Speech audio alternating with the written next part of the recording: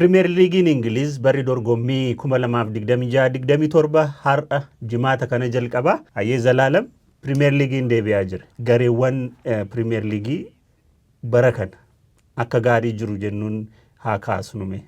Akka gaariitti jiru jennee kan kaasnu keessa gaarii matti kan jiru Arsenaal irraati yoo jalqabne wayyaa. Sababni isaa shaampiyoonaa ta'anii xumuranii jiru. Isarratti immoo galoo garee isaanii akkam jabeessanii Bruno Guimaraes itti dabalanii.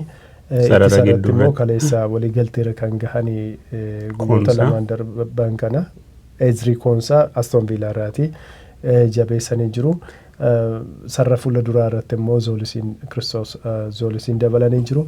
Arsenaal akka ajaa'ibaatti jabaatee innumaayyuu Premier League qofa osoo hin taane waancaa Champions League injifachuuf waan of qopheessanatti fakkaata. Sarara fuulduraa isaa gaafa laallu akkuma jirutti jira kan bara darbe turee fi amma hin jirre Trossardin jiru ammoo Martinelli kilabni Galatasaray barbaada akkasuma taphataa sarara duraa lammii Brazil Jesus deemuu danda'a hamma tibbi jijjiirraa taphattoota kun raawwatutti kunis ta'ee garuu sararri duraa Arsenaal filannoo baay'ee qaba. Manchester City haa kaasnu. Manchester Cityin waggoota gara 10tti siiqanii booddee leenjisaa isaa ka injifannoowwan ajaa'ibaa hedduu galmees Pep Guardiola gaggeessee jira.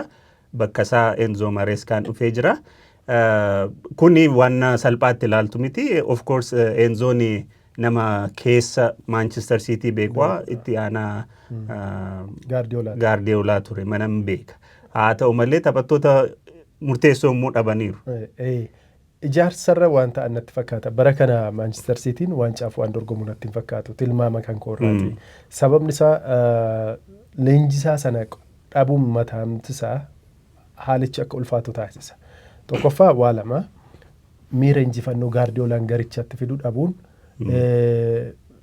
surraanni achi dhaabbachuun fidu yookaan miira injifannoo fidu sana dhabuun mataamti isaa waggaa tokko lama itti baruun rakkisuu danda'a. Lammaffaa isa wajjineetiin dursaa taphattoota isaanii kan turan yeroo dheeraa Guardiola wajjineetiin kan turan taphoota hedduu kan taphatan kan akka Bernardo Silva, John Stones miidhamaan illee hedduu tajaajiluudha baatuyyuu garuu kutaa garee keessatti miira injifannoo uumuu irratti ni beekamu. Taphattoota kanneen dhabuunsaa siitiif salphaa miti. Jijjiirraa taphattootaa irratti bara kana yeroo dabarsaa kan hin jirre maallaqa dabarsaa kan hin jirre Manchester United ammoo bara darbe gara dhumaa Michael Carrick jalatti fooyya'insa ajaa'ibaa argaa turre.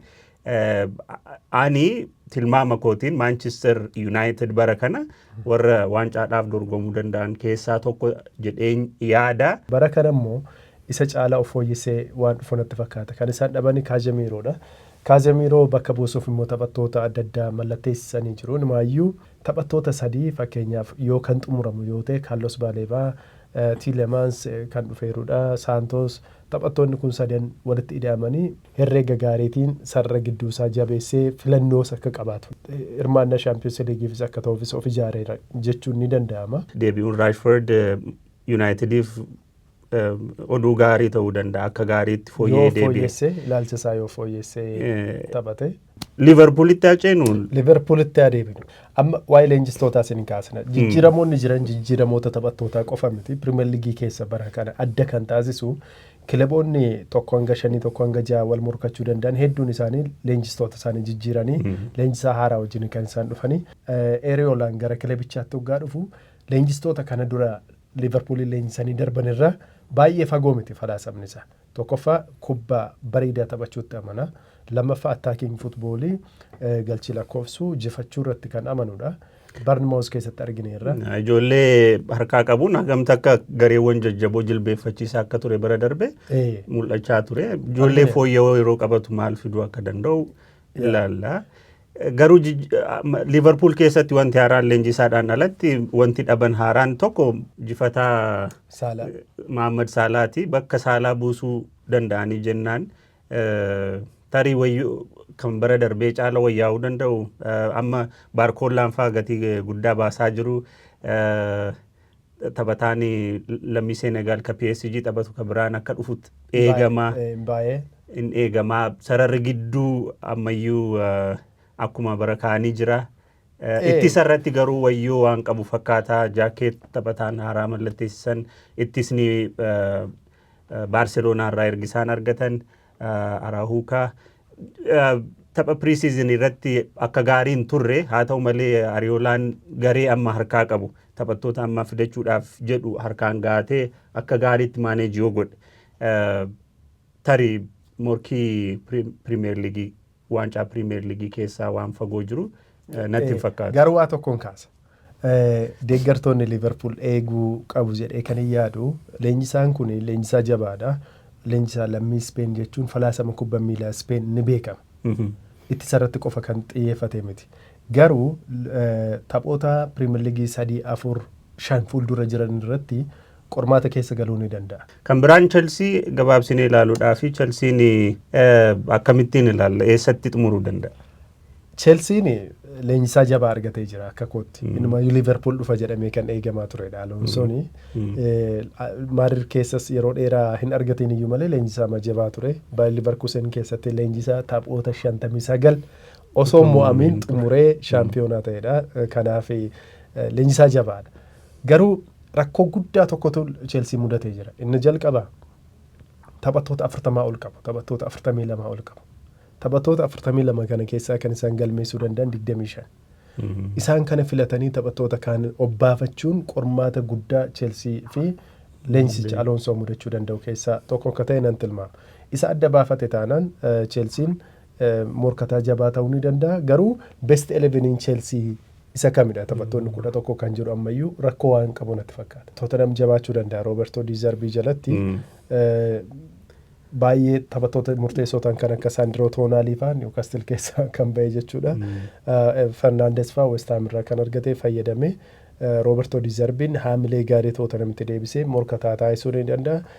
Waancaa osoo hin taane garuu Tottenham dur beeknutti deebi'uu danda'a jedhee. Egaa BBC'n ogeeyyii kubbaa miilaa xiinxalan gara 28 ta'an AI dabalatee kan Optaa Super Computer dabalatee tilmaama eenyu bara kana sadarkaa akkamii irratti xumuruu danda'a akka jedhu hojjetee ifa godhee jira.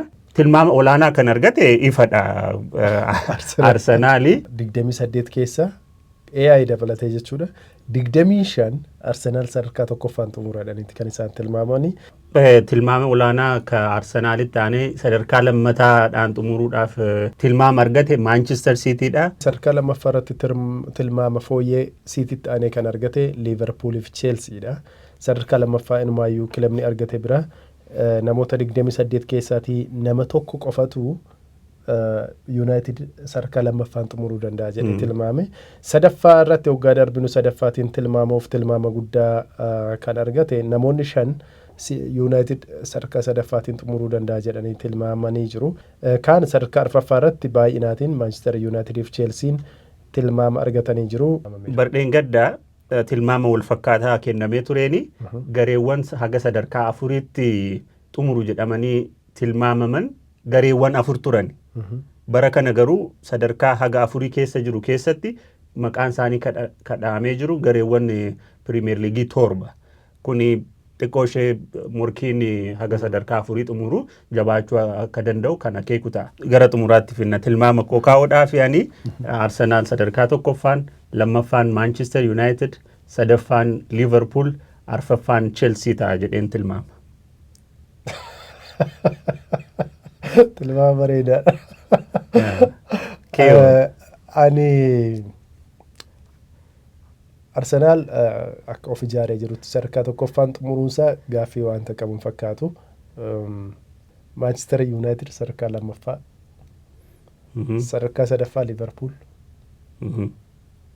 Chelsea arfaffaa jettee? Wal fakkaachumaaf deemna jechuudha. Chelsean sadarkaa arfaffaa tarii Tottenham yoo dhufe kan jedhu tilmaama nan qaba. Hordoftoota keenya isinis tilmaama keessan nu barreessaa dhuma bara dorgommii kanaa irratti tilmaama keenya deebisnee kan ilaallu ta'a gaariitti.